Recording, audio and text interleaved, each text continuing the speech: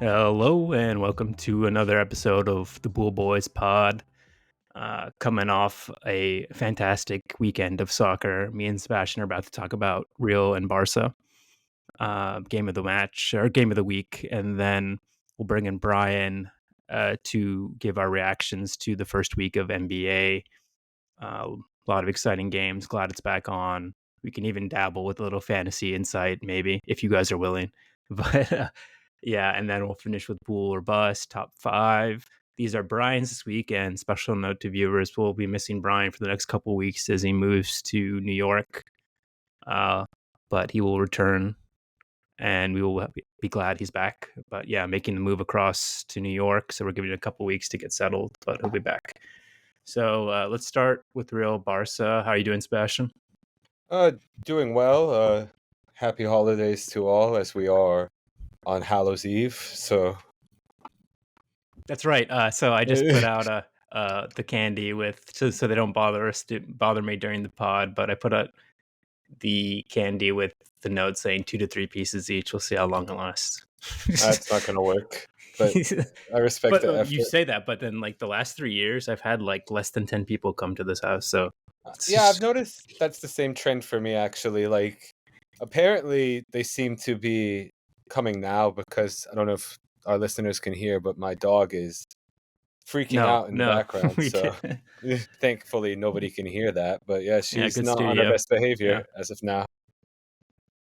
So let's talk about Real Barca really quickly before we bring Brian in. So I didn't watch it. I went back and watched the second half, and then I watched highlights of the first half. Um, but to me, it was all about Jude.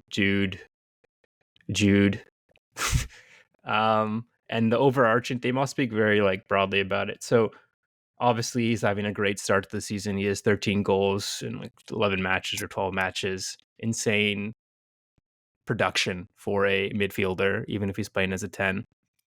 But the thing I've kind of that's worrying to me and that I've seen over the like since his transfer to Real Madrid is that, and maybe Brian can edit this out, is he's much more of a than I remember, and he, yeah, yeah. So when I watched him at Dortmund, he just seemed like a young blood and like obviously very talented and on a different trajectory than everyone else on his team, and he kind of knew it. But he played like it seemed none of this outwards like angst and like showmanship and bickering with other players, getting in people's face. Not so much at the level he seems like when he got to Real, he feels like he has the freedom to do it at will. And there were reports about like there were whispers about this before the transfer, or like as a lot of people say, like the tell all piece after he left Dortmund, where there apparently he would wait till everyone like had their applause from the home fans, and then he would walk over and then get solo applause from the home fans or away fans.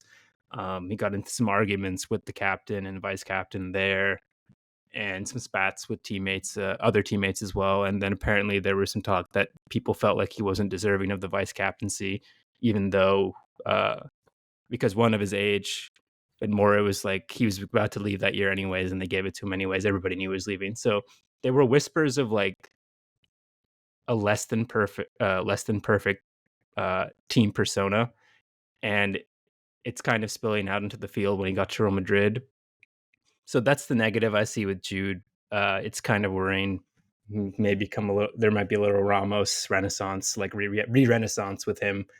But now let's talk about the positives. So he's outpacing Ronaldo's goal assists when he transferred in 09-10.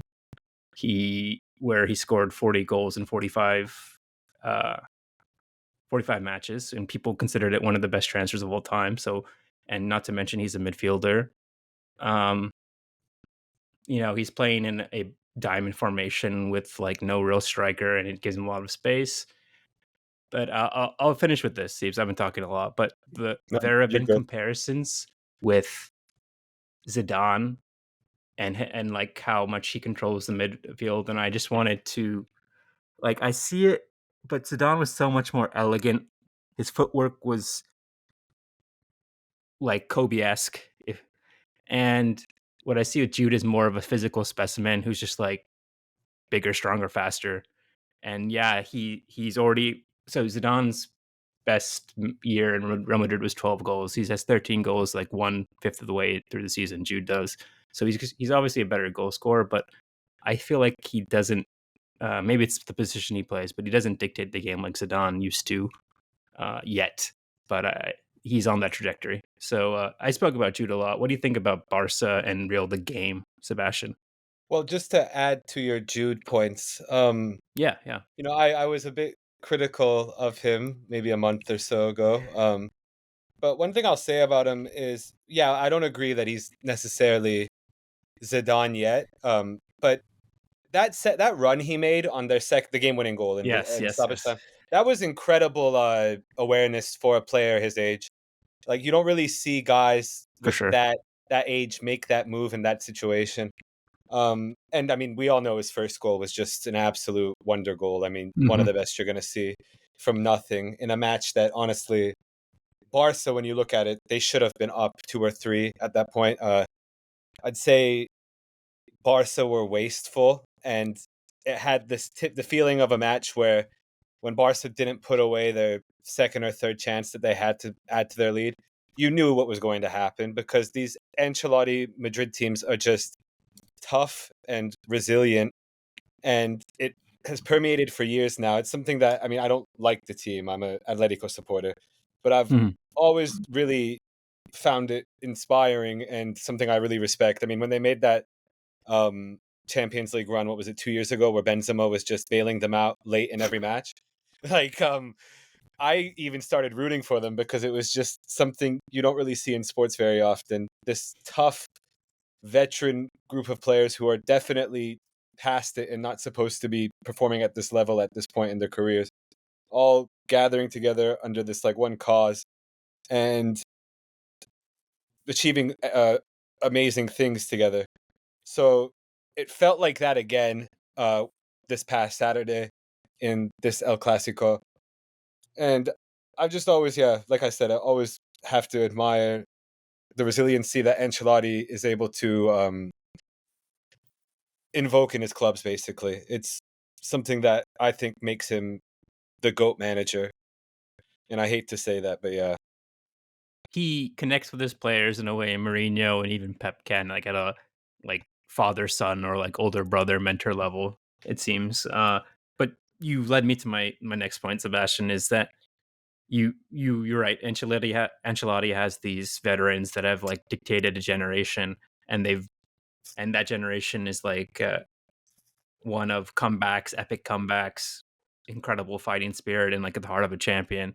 But now, what I see when I saw that game is that you have like, if I can get poetic here for a second, I wrote this down. Is like you have if Real Madrid was a constellation and they're all these stars in like in line. Some of these stars are like so bright. You have your Judes, you have your Vinnies, Kamavinga, Fetty. Like these stars are super bright. But then you have like these dim, like dying stars like Modric. Their defense is a shambles. Like you can't do Rudiger, Alaba in a Champions League final anymore. I think Militao, they really miss Militao, but also Carvajal. They have a second string goalkeeper. They have no striker to speak of. And then the Cruz Modric thing is just like that talisman duo is definitely old. Cruz, when you, whenever they score, it just seems to happen like because of Cruz not being in position. So they have to navigate this now. And Ancelotti, if he stays here, I think he's going to Brazil next year, right? I think For so, yeah. yeah, so the next manager will have to navigate like shooing out Modric and Cruz and Carvajal to some extent, and maybe Alaba, and then bringing in this new generation that with stars that match the talismans they have. So And yeah, go ahead. Vinny needs to perform better. He hasn't been very good this season, and that was something that I think carried them the last 2 seasons prior to this.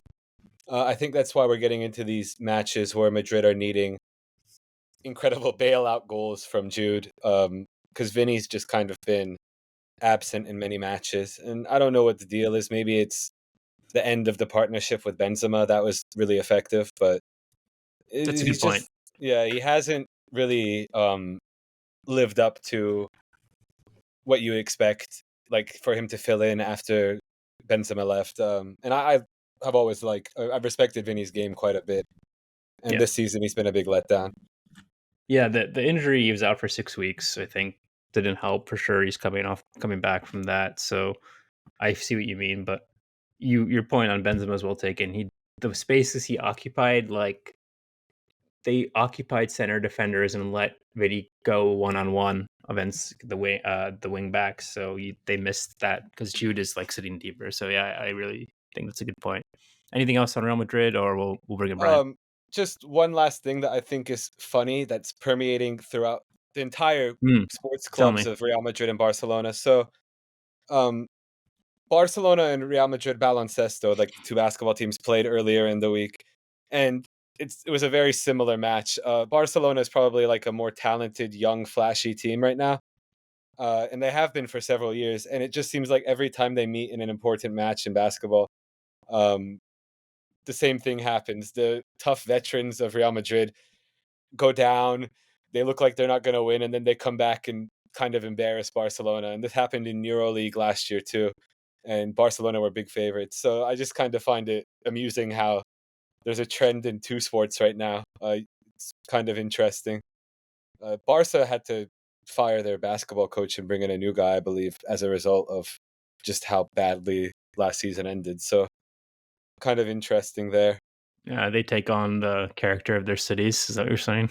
I feel like it might be more of a top-down mentality Hmm. through the sports clubs is what more so what I'm getting at. It But seems one like thing, Barca's a bit soft, and okay, yeah, that's kind of what I'm saying. Real Madrid seems like they're very gritty and savvy. yeah. One thing for sure is that La Masia continues to be like the gold standard. I don't know how they poop out so many good players, but like year after year, generation after generation. I thought they were done but that's really what the essence of Barca is actually La Masia. Yeah, Yeah. definitely. All right. Let's bring in Brian for NBA overreactions. So we have NBA overreactions. We are 3 to 4 games in for every team. So instead of going team by team and like doing a review or a top 5 list, what we're going to do here is we're going to do NBA overreactions from week 1. I asked the guys to assemble roughly like 3 to 5 overreactions, and what we'll do is we'll do 2 each. So I'll go, and then Siege can go, Brian can go, and then we'll snake all the way back. Obviously, you're going to put your name on the line with some of these overreactions because we're so early in the league, early in the year. But I think I'll start us off because it's low hanging fruit, and I think a lot of us in the group chat are thinking about it. But uh, Lakers aren't that good. That's my Nice. overreaction. I had that down. um, Denver and Phoenix are definitely better. I It will think figure to be better. Yeah. I think there's Uh, one. I think Denver is definitely better. sure, Way but better. The Phoenix win was not Fair. encouraging. Let's just say that. Okay. Uh, then you say, okay, those might be the upper class or 1A and then maybe a 2. But the next 4 to 5 teams in the West are all a toss up to me. And I think we're in that group. So you say you're Golden State, now maybe Clippers, Kings, Mavericks, Thunder, maybe Pelicans. Like that group we're in. Maybe Pelicans don't deserve to be there. And maybe Mavericks is just running hot right now. But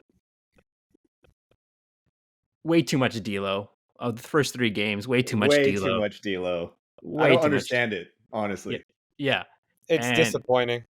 it's disappointing. And the Reeves progression has not been there. Maybe he's tired, but I think if I can take like a victory lap on something, is that I said before the season that people will start attacking Reeves and mean to like tire him out and like make him ineffective. And I think he's been been getting gone at very like pretty much every game on a pick and roll. So I think that's kind of what we're going to see for the rest of the season, and it's tiring him out a little bit. Creation is just like null.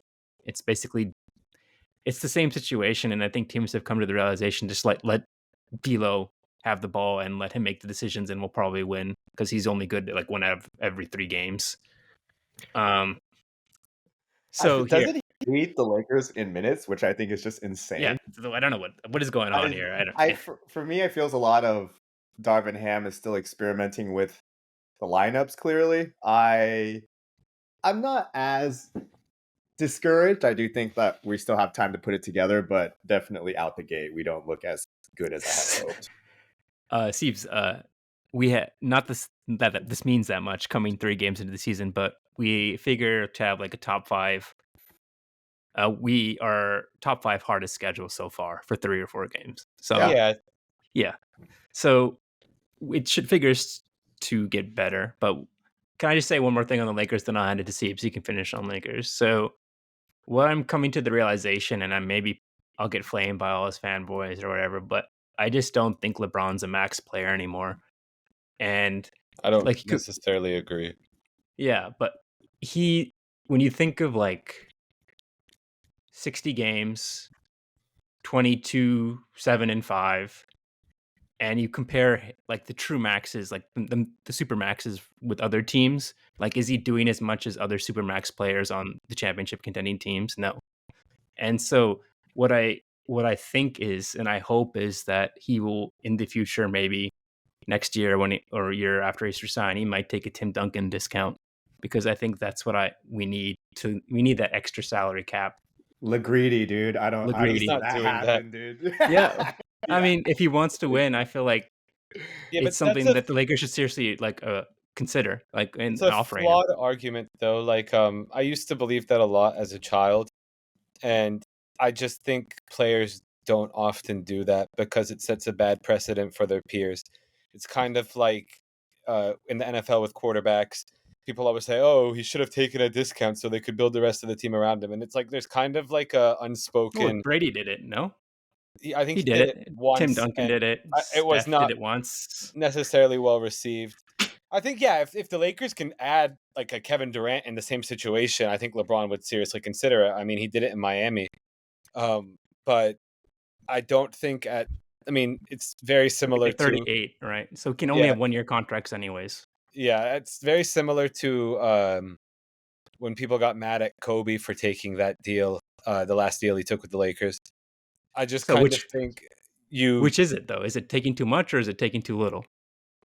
I think that you only would see him take a discount if there was a legitimate top 5 or 10 player coming back to play with him. Otherwise, I think most NBA players would actually just take the money because it's not going to make that big of a difference in the long run for your team's success. Whereas, like with the Warriors, you're referencing Steph. That's adding Kevin Durant in his prime. Like it significantly adds to your title chances. But wasn't that Whereas, contract signed before uh, the in the KD came? oh, you're right. Steph's contract was signed lower, not because he was trying to take a team-friendly discount, though. It was because they were skeptical about his ankles. I believe Yeah. is what you're referring. Tim Yeah, Duncan is the best example. In his later years, post 35, he took a $10 million contract multiple times so they could fit in more players, and it worked because they won in the later half of his career. Tim Duncan I was a do. significantly diminished player compared to Yeah, LeBron. I mean, I was gonna LeBron's say to diminished, give.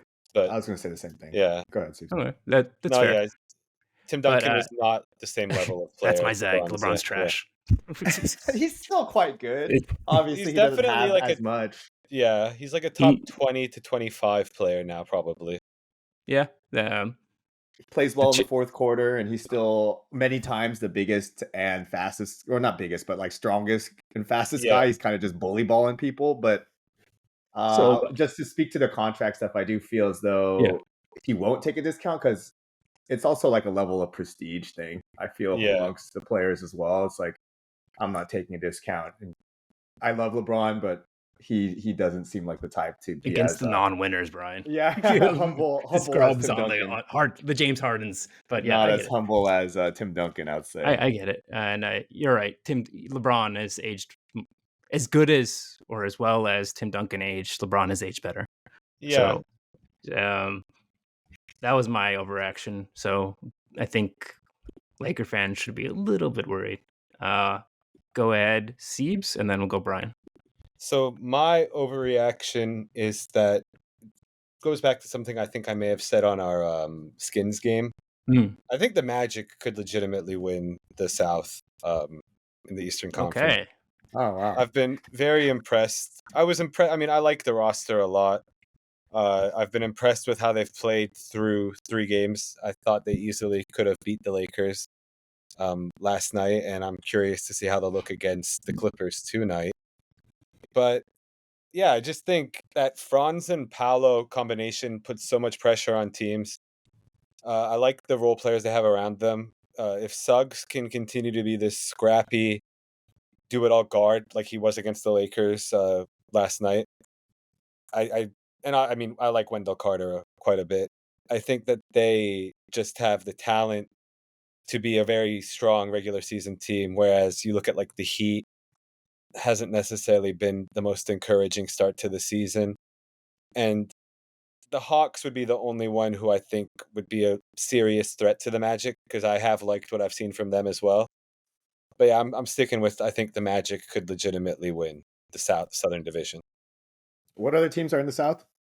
It is the Hawks, the Heat, They started like shit. Overheat. Wizards, the Hawks, the Hawks, the Magic, I think. Let me double check this so I don't get it wrong. But I know those 3 for sure. Yeah, Magic, Hawks, Hornets, Wizards, and Heat. So yeah, beating out the Heat. Could Orlando beat out the Heat? And It's looking like Atlanta's going to be the one that it's those 2 through the first week that I feel are stronger positioned than the Heat. I saw the Heat at 0-3, but they've had some really tough games. They had like Bucks and Denver and one other good team, I think. So they lost those 3. So yeah, it's they played Boston, I believe. Oh, was it Boston? I think so. Boston and Bucks. Was Boston Bucks and Nuggets? It's Pistons. They beat the Pistons. That's terrible. Then they beat the Pistons by 1, and then they had the Celtics, and then they lost to Minnesota. They got Minnesota. They got beat pretty badly by Minnesota. It wasn't very competitive, and then they lost to Milwaukee without Bam. Okay, yeah. So I mean, I don't worry about the Heat, but they're like regular season. I don't think they take the regular season super seriously. No, you said earlier you were high on Paolo. Coming off FIBA, he played really well. Franz also played really well during FIBA, and you're seeing the results here. They look good, and I think maybe. Well, Brian, what do you have them at? We think they'll be a play-in team? You think they'll be a top 6? Where do you have them in the East? The Magic? Yeah. I earlier on in the season was thinking probably a top 6 or, like play-in. I'm pretty high on Paolo. He hasn't really started off the season super great, but overall, as just a guy 6'10" with handles, big and strong, and from what he was improving in the last season, I'm pretty high on them. So I think they will click at one point, and that they'll really start taking off and actually be like a 6-ish seed. So that crappy division rule is gone, Steve. So do you foresee them getting a top 4 seed even still? No, that might be the so 5-6? Yeah, maybe 5-6 winning the division. Okay, yeah, that's fine. Okay. Solid overreaction. I think it's actually grounded. Brian, what do you got? Yeah, so just a segue there, I think that Detroit is actually good and is a playoff bound team. Wow. Just based off of what I've seen so far. Maybe play in, but I think they'll make the playoffs. It's basically the overreaction. It's a little spicy take, but basically Cade obviously is back, and God willing he stays healthy, but he looks really good, and it's exciting to see him come back. There's like the emergence of Jalen Duren. Of course, he was slated to show improvements and people were very high on him, but he's coming out the gate looking, people are saying like baby Dwight, right? Yep. He puts up crazy rebounding stats. He's big and strong as hell. The rest of the roster is pretty unexciting. We have people like Alec Burks, Bagley, in the beginning of this. Asar's doing. Asar's sick. He's sick.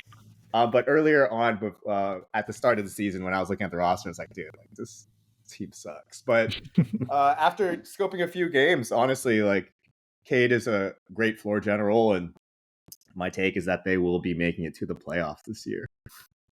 So two things on Cade is that he's deceptively big. I didn't realize he was that big. I didn't watch a lot of Detroit. Yeah, he's fucking big. And then secondary to that is that I seriously regret not drafting him in fantasy. I picked Desmond Bane instead of Cade. I was really considering Cade, and then when I saw the projections, he was like 5 picks down, and I didn't want to reach that high, which is just dumb.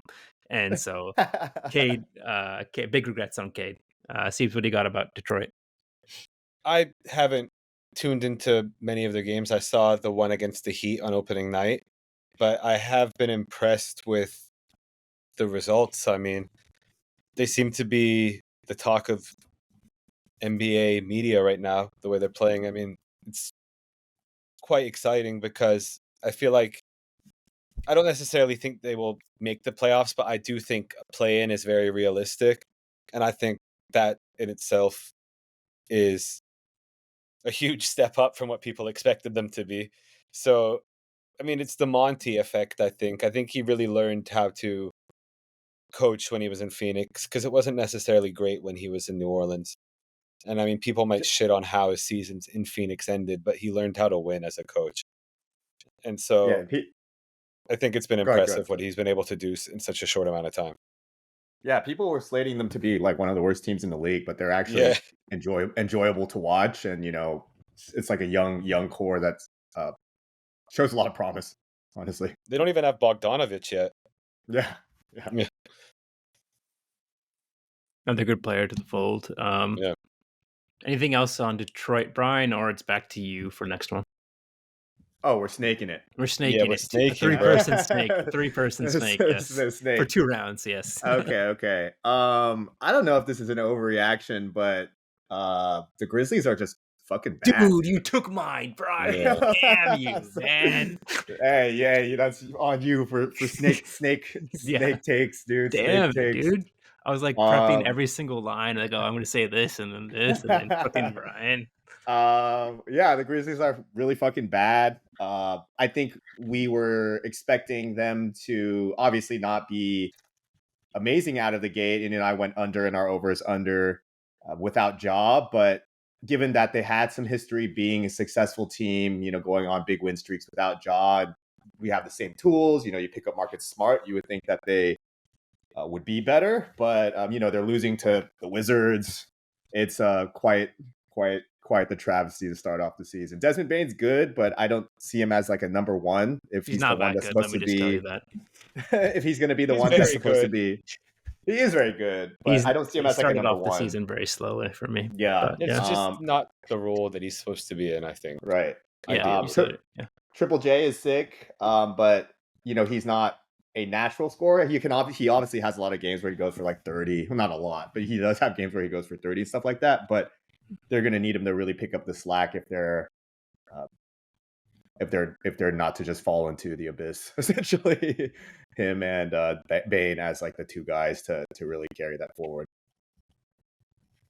So since I was going to pick it, I'll just say like exactly what you said. The Bane point is like, yeah, he's great as a second or third option, but as a first option, it's tough for him, and his efficiency is kind of tanking a little bit here and there. 4 out of their 5 next games are versus the Jazz and the Trailblazers, so they have to win like at least 4 of those games, 3 or 4 of those games. The other one is, I think, a loss. And the overarching point for me, Brian, was that they cannot get into too big of a hole or they might be fucked. And like when Ja comes back, like they don't win enough games in these first 25. They could be looking at play in and then play in one game, just like that. So you could argue that suspension by Ja is basically, if they don't pick it up, would cost them the seasons for that.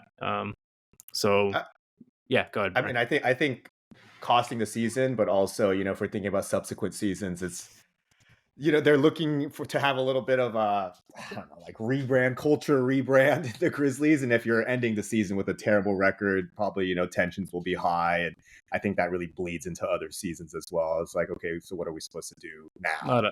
A lot of blame towards Ja, maybe from his teammates, for sure. Yeah. Steve, anything on Memphis? I think more so than even the suspension, what's derailing their season is the injuries. I mean, they're missing 2 of their top 3 big men in the rotation, and it's forcing the X-Men, Xavier Tillman, my guy, into a bigger role than I think would be ideal for a team that has playoff aspirations. I mean, Tillman is a very good fourth big, but when you're starting him at center, he's 6'7". Like, bro, Yeah. it's not gonna work. So, the Adams injury, it really kind of killed the vibe around the team entering the season, especially since it happened so close to opening night. And I feel like they're still reeling from that. And I really would like them to go out and add a Robert Williams or somebody of that nature, even though It's the good injury call. concerns are there. There's a lot of D Rose action. I'm starting to see everybody's like, Yeah, "Oh, he's back, dude." It's like if it's that's where not you're grasping ideal. for straws Yeah, at, then you're not in a good not situation, ideal. basically. Yeah. Yeah. Okay. Good luck to Memphis. That's all I'll say. They gotta get it T's and together P's. quick. Yes. So back to Siebes, and then we'll end with me. So, Cam Thomas is the greatest scorer we've ever seen in this league. No, that's not my real one. But I think that the Sacramento Kings are probably the best team in California right now. Oh Yeah, That's wow, my that's a good take. one. It's not that's a my. pretty spicy take. I think I saw somebody on ESPN say it, so it's not totally original. But I'll agree with whichever. I think it might have been my boy Stephen A. who said it, and I may have to agree with him actually, because they have the best continuity. They know their system. It's Good reliable. coach. Good coach. Well, he has become an excellent coach. It would seem, and they have the most room for growth. I feel like. I mean, Keegan Murray started off the season pretty well, and I think he's only going to get better over the course of the season. Vezenkov is starting to look like a tremendous ad, which I'm very happy about because I really liked the guy when he was in Europe. And the JaVale minutes are even working for them. Like it's all working out Played pretty well well for the versus King. us. Yeah. Yeah. So I like what I'm seeing out of the Kings. I'm happy for them as an organization and for their fan base because Sacramento sports fans are some of the best in the country, I'd say. And yeah, I kind of just feel like they. I was gonna go with the hot take that they're gonna win the Pacific Division, but then I remembered Phoenix is in there, and I'm not willing to go out on that limb yet. But I do think they're the best of the four teams in the state of California, and that includes the new revamped James Harden Clippers. Yep. Yep.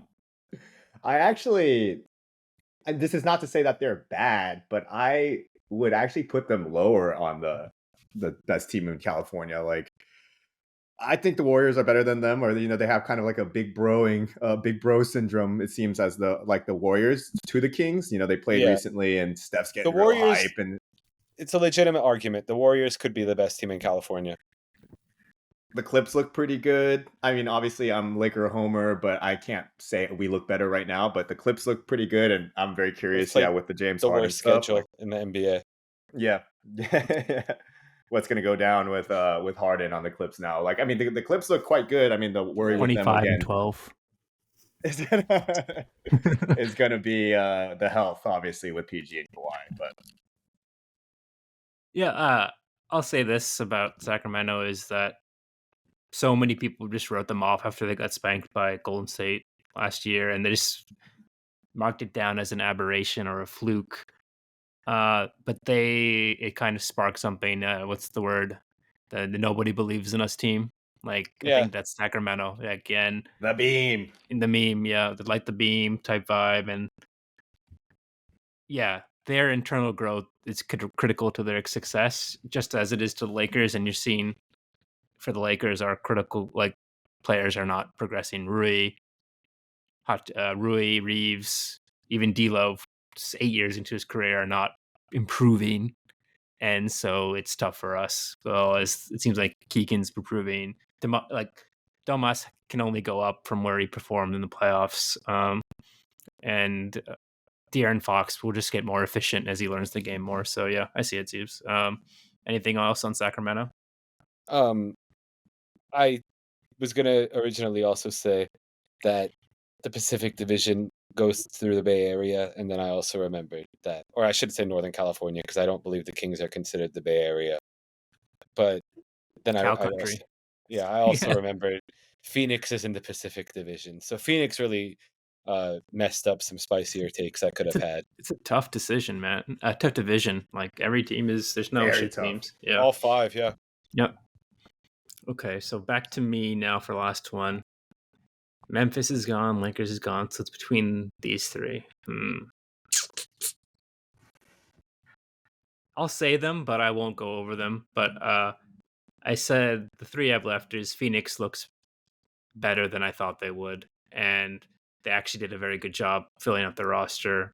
Boston looks like the class of the East and figures to be the first by far. And then the one I want to go to because it's more memey is that the T-Wolves need to trade Cat's ass out of there ASAP. Yeah. So let me say some numbers for you. I had it up. So Karl Anthony Town in 3 games this far. He's playing 35 minutes a game. He's averaging 15.7 points, 10 boards, 1 block on 37% shooting, 23% shooting from 3, and 75% shooting from free throw. Just garbage can of like stats. It doesn't work. It doesn't work. Just So that's space. what I'm. Yeah, exactly. So we come to the realization that it's going to be Ant's team. You need to get everybody. Yeah, you got to get the pieces to complement Ant and move off a huge contract that prevents you from building around him. It's like a triple win for them. They need to do it like ASAP, and he's not. On top of that, he's not even playing well. He should make the decision easy for them. So. And it seems like New York wants him. So everyone keeps talking about the New York connection. So let's see. But they need to get his ass out of there. Brian and then Steve's. Yeah, I mean, in the ideal world, it's that Cat and Ant are the 1-2 punch, right? I had chosen them as, one of the best duos when we did the duo segment a few weeks ago. I was right. Yeah, you're right. Sabonis and Fox are better than Ant and Cat. The best player is Ant, but as a duo, yeah. Yeah, but like Cat, it's just disappointing, man. Like it just seems as though he's never able to get it together. In the first few years of his career, he was one of the high prospects. He was winning that GM poll of who do you want to have and things like that. I remember that. Yeah. And now I his laughed career very hard at that poll. has just soured. Yeah, I mean, it'd be interesting to see him in a new situation. I think he kind of needs it, honestly, also. But good riddance is what I say, and good luck to the T-Wolves also. As a fellow Ant owner in fantasy, how do you feel, Sebastian? Oh man, it makes them so much worse to watch. I don't necessarily put it all on Karl Anthony, but I think that he's not used effectively. When you look at his shot chart, it's very stupid. Like yesterday, he shot 3 Ant or threes. Cat? No, Cat. Why are Cat. you shooting three threes in a full basketball game when you're the best shooting big man of all time and you have Gobert in the paint already? Like, why are you not spacing the floor more? They could get the same production out of Naz Reid if Cat's going to play this way. He's just not using his gifts the most effective way. And it's making the entire Wolves offense very ugly to watch. And it's affecting Ant too. I mean, Ant started off the season shooting pretty poorly. And it's because everything's clogged, man. Like, it's just, I've watched every Wolves game and I haven't enjoyed any of them, honestly. Except for the win against the Heat was like marginally better. But they're just unpleasant to watch. Yeah. It's like awkward to watch. I agree. And it started off last year the same way. Exactly. Yeah. They were my least favorite team to watch last year until Cat got hurt, which is horrible to say because it was a shitty injury and I felt bad for him. But just removing him made them like slightly more watchable. The Kyle Anderson 4 was better, basically. I don't get how a guy who was nearing or like flirting with 50, 40, 90 for like most of his career becomes this. I don't understand. So the Gobert pairing doesn't work. Exactly. Yeah, that's it. That's probably it. He needs to be the lone center, and you just need to accept that he's not going to guard anybody really. From your center position is not going to be defensively solid. He's not bad when he's guarding 5s. It's when he's on the perimeter and having to guard 4s that he's absolutely abhorrent. Or switch on a pick and roll, and then he just gets crossed up. Yeah, exactly. It's so bad. Any other you guys want to touch on? Not in depth, but any other ones, fun ones to bring up, or we'll take a break and go on the Bool or bust in top 5. The Bulls should just be kicked out of the league. All right, we'll end it there. Okay. Bool or bust, top 5. Courtesy of Brian this week as a send off to New York City. Want to go over the top 5, Brian? Why you chose it? Yeah, I just thought it'd be interesting. Top 5 basically travel destinations or cities. Kept it open so that it could be either ones you've already been to or you want to go to. I think it just will provide a little bit of a context of the types of places that we like to travel or what we like and where we want to go. So, top 5 travel destinations. Okay, let's start with Bool or bust, though. Anyone raring to go for Bool or bust?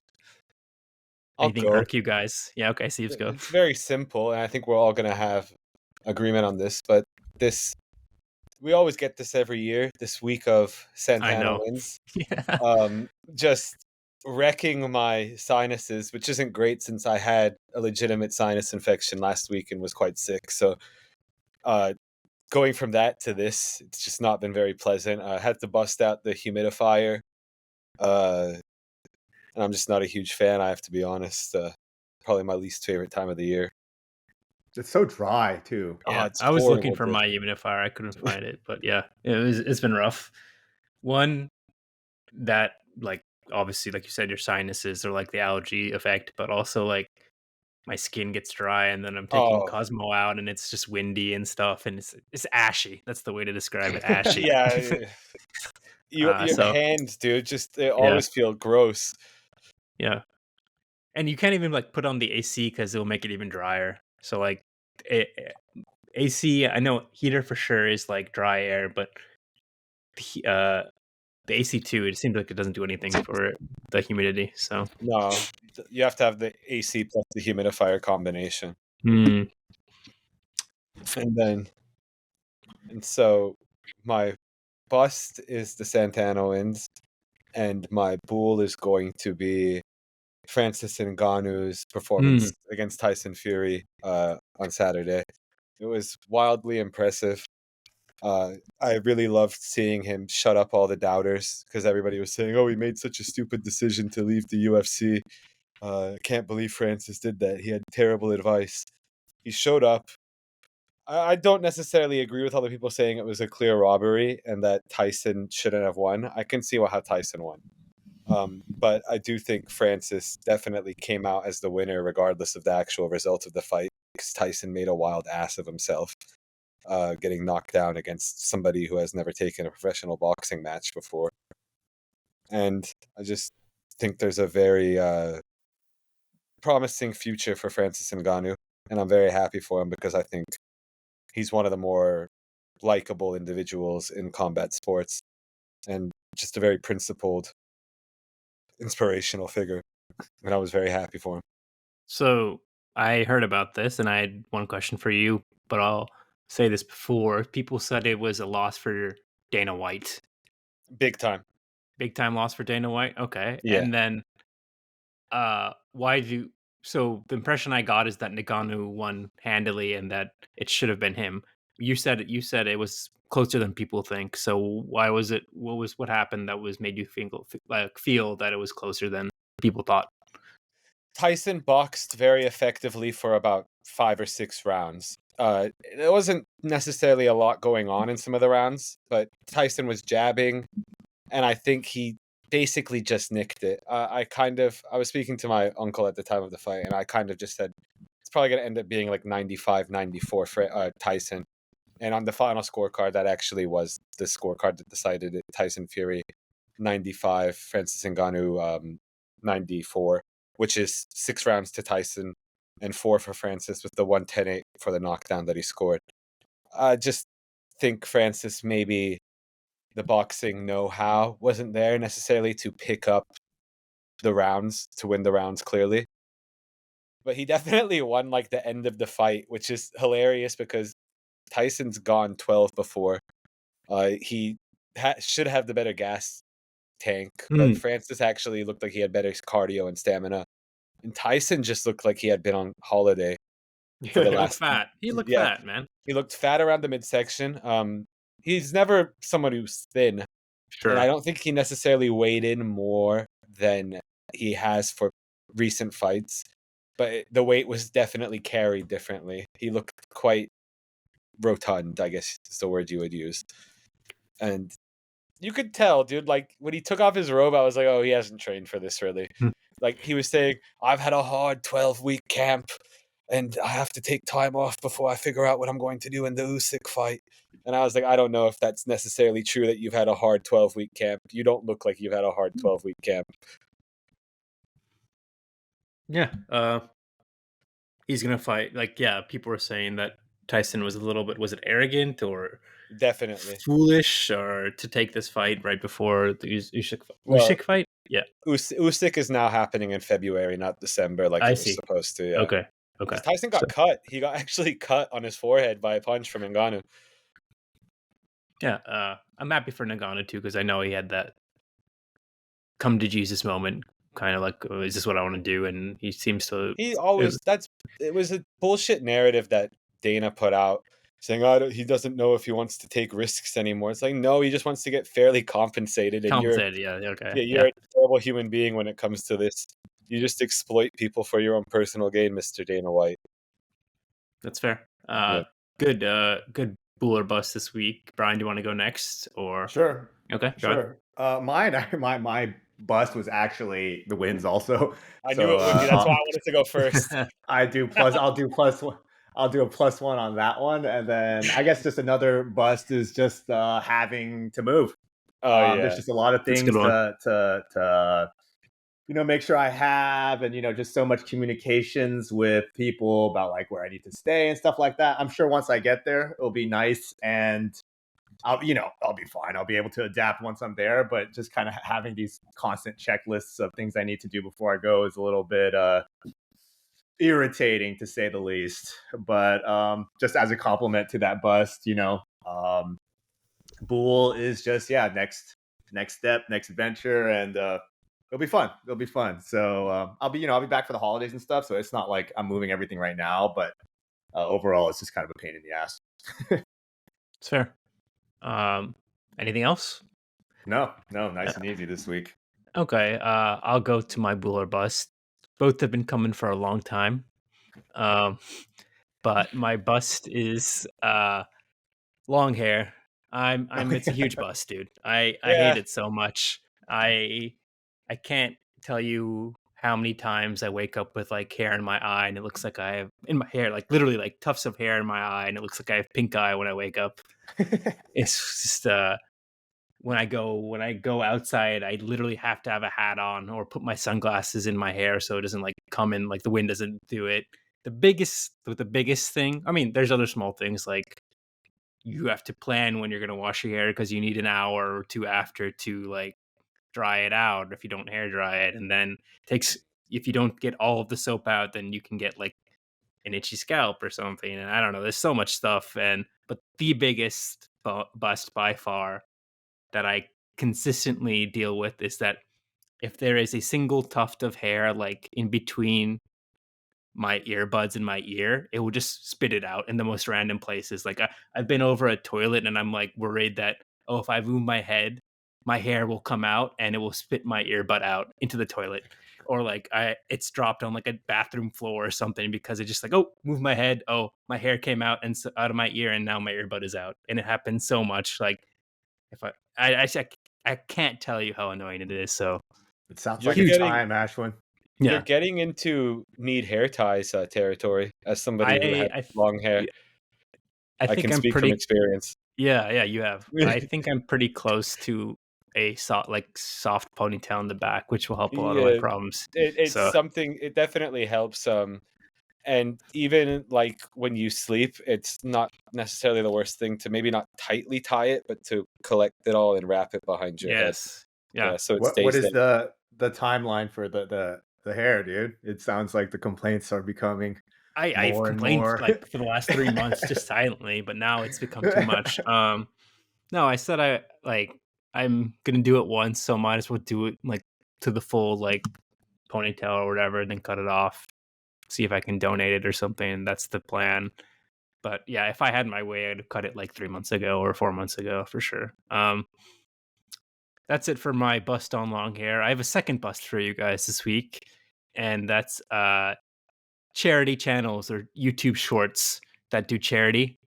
And my gripe with it is that this guy will like these guys come to a phone, they go to like a dirty water stand, a hot dog stand, or they go to like a food truck that's struggling, and they'll say, "Oh, here I'll buy out your stock for the next hour," and then they invite people come in to like get it, and then at the end they'll give them like a $500 tip. But my thing is first of all, can you do without the phone in the person's face, like robbing them of their dignity? Like, is it possible for you just to do that without trying to get clout off it? And then second to that is, so the guy who I watched, I can't remember his name, but he had like hundreds of thousands of likes, right? So he's making like tens of thousands off each TikTok and each YouTube and each like Instagram post he's making. And he gives like a guy $500. In essence, it's a trade of $500 for like your dignity. So like at some point, like, and then the kicker is some of these guys, like after they've handed out all these things to the homeless, they're like, do you mind if we get a pray in together, guys? And I'm like, come on, man. It's like the worst. Like you can't give people a thing and then have them in like you're in a position of power because they're indebted to you, and then use that position of power to like force your religion on them. I think that's like so scummy. So I'm selling all of these charity channels. I don't want to see another one. It'd be nice if you just did it in real life, man. Like without the clout. That's it. Like just go do charity. Period. I feel like Without the. some of them are staged too. Is it? Oh yeah, that's a good point too. Yeah. Isn't the Charlotte Hornets new sponsor responsible for this lane of content? Make a wish. Mr. Beast. Sorry, Mr. what? Beast. Mr. Oh, yeah. Beast. Wasn't he like the OG of Oh, this lane? Yeah, that's right. Like people, Mr. Beast always struck me as a little odd, but he likes doing, so he's chill. But yeah, it's exploitative. That's the word I'm looking for. And even if it's like, and the thing is with Mr. Beast is he's giving like life-changing amount of money. Like he's giving you enough to buy a house. He's giving you a $13 million island. That's the one I saw. Is that he auctioned off an island, and okay, the girl said, "Oh, I'm going to sell it and like pay for college and stuff." And that's life-changing amount of money. Giving like a guy $500 for working really hard, which he could have made through the day anyways if he'd worked at a normal pace or something. I don't know. Like just if the guy came in with like $10,000, I'm going to pay the rest of your mortgage off, I would give him 2 thumbs up and say, "Well done, dude." But come on, it's a little bit insulting. So that's Mr. my Beast Bool has bust. come under fire, dude. Have you guys heard this? No, what for? He was doing one of his, just crazy challenges, and I don't think it's been filmed, but he basically said, "How long can you stay? Can you stay in basically like a empty room with another person for 100 days?" I And if saw you, that on the YouTube home and screen. and if you do it, then he'll give you X amount of money. But people are like, that's like basically torture, right? Like solitary confinement or something like that. And so he's just getting put under fire for that. But I mean, I don't feel think like he cares. he's done worse, but Yeah, I saw yeah, him for sure. trending for another situation, I think, where he like didn't give credit to someone for something they helped him create or something. So Sure, yeah, sure. I mean, if it's just that Hornets Vibe. rub off, bro. I didn't even know that he was sponsoring the Hornets. Yeah, he's the Hornets New Jersey sponsor, I believe. Yeah.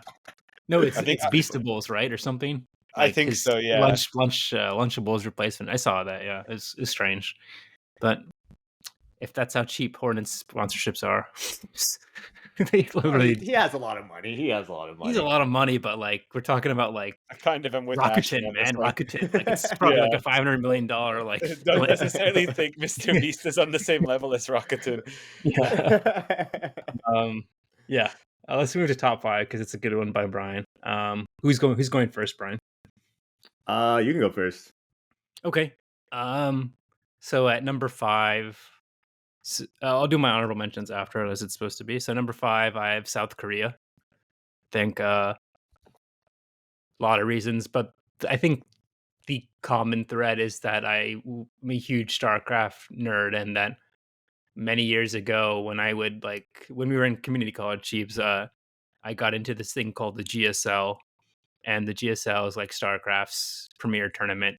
And two Canadian guys moved to Korea, and they started casting, and they kind of revolutionized esports casting. Their name is Taste Hostess. You might have heard of them. But yeah, they basically I would stay up till like 2 a.m. at night, watch the StarCraft in their studio and stuff. And now 9 or 10 years later, I got into StarCraft again, and I've been watching them again. And apparently, they just broke up, so it's like a long journey. I would love to go see a StarCraft final in the studio. Not to mention, I recently got into K-pop, amongst other things. It's a very attractive place to be. Um, so South Korea at number 5, number 4, Alaska/Canada, but Pacific Northwest area, the Vancouver, Seattle, like Alaska triangle, um, Puget Sound, all those things. I loved Vancouver. Like I loved Vancouver when I went as a kid, but going to Seattle when I was older, just definitely a vibe, and it fits with me. I think Brian, you've said like you could envision. I think Nam said also he envisions me there because I just like it. I like the fresh air, I like the nature. People are friendly, and it's naturally probably one of the most beautiful places in the world. 3 is a. I wouldn't have said this before last year's trip, but Hawaii. It's just a great vibe. Perfect combination of like nature, relaxation, and degeneracy, and a little bit of good food too. So Hawaii at 3. 2 is I'm really stretching here because I'm basically going for 3 countries that are relatively not that close to each other, but just the northern Mediterranean coast, which would be like Italy, Greece, and or if you guys will allow it, Spain. Uh, So it's It's kind of a reach okay. there. Yeah, it's okay. It's a reach. But Spain was like an amazing place to visit.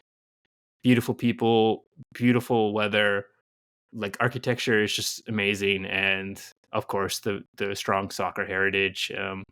And then Italy, Greece is just another scenic. But I love Italian food. I love the gelato, and I also like the history of like Christianity and like the Greek art and stuff. So yeah, Mediterranean. And then number 1, planning to go here next year, hopefully with South Korea, but Japan. Um,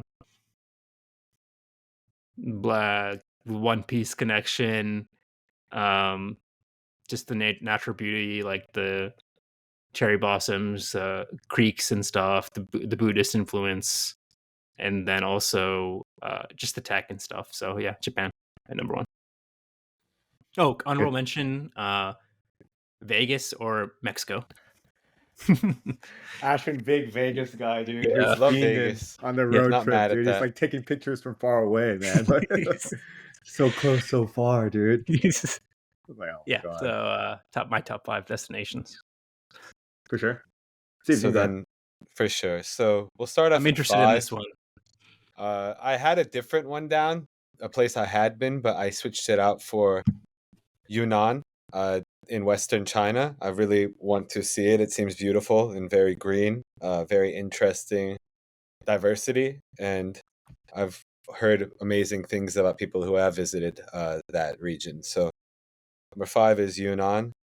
4 is Buenos Aires. Everybody knows that I'm a Cool. huge Argentina supporter when it comes to international football or soccer, I guess, as we say here. But been very motivated to go down and see Argentina as a whole, but the capital, because I don't know, after they won the World Cup, I got big FOMO from all the scenes in the streets. So I was like, oh man, I wish I was there. So that's 4. 3 is Lagos in Nigeria. I'm a big fan of Afrobeats, and Lagos seems like a very Mm. fun place. Seems like people have a great time when they go to Lagos, and it's definitely been added to my list of places I'd like to go. 2, I've been there. Uh, Probably my favorite city on the earth, but it's Shanghai. I just love everything about that city. There's so much to do. The food is tremendous. The nightlife is unlike anything, and the people are very, very nice and welcoming and accommodating. And it's just convenient as hell to get around, honestly. Great city. And one is Tehran. I really would like to go see Iran, and I think starting with the capital is probably the best way to go about it. There's other cities I'd like to see in Iran too, but I think starting with the most well-known and biggest is probably the way to go. And for honorable mentions, I had Georgia, but more so just the Caucasus as a whole region. There's beautiful green hills, great food. Seems like a very fun time. Kazakhstan and Central Asia as a whole, I've always wanted to see. And then for the third honorable mention, I'll go with Sicily, but I also had Madrid, and I just think both would be very fun. Yeah, For sure. good list. With the Steve's bias, of course, but What's the bias? endearingly.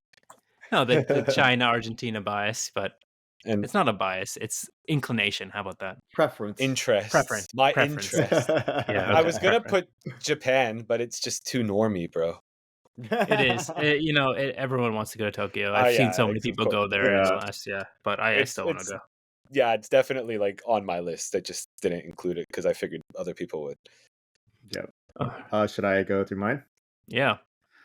Number 5, I have Spain. I think it just has really cool architecture, really dank food. I've never been, but it seems every time I see pictures of it, it's extremely picturesque. And I always hear from people it has just that amazing cultural vibe to it that I'd really love to experience. At number 4, I have New Zealand. This is because of cycling. It's more so of every single thing I've seen of cycling in New Zealand, it's like some kind of cycling haven. Everything's beautiful. I would love to spend some time in New Zealand and do some cycling there. Number 3, I have Hawaii also. I really like Hawaii. I like surfing.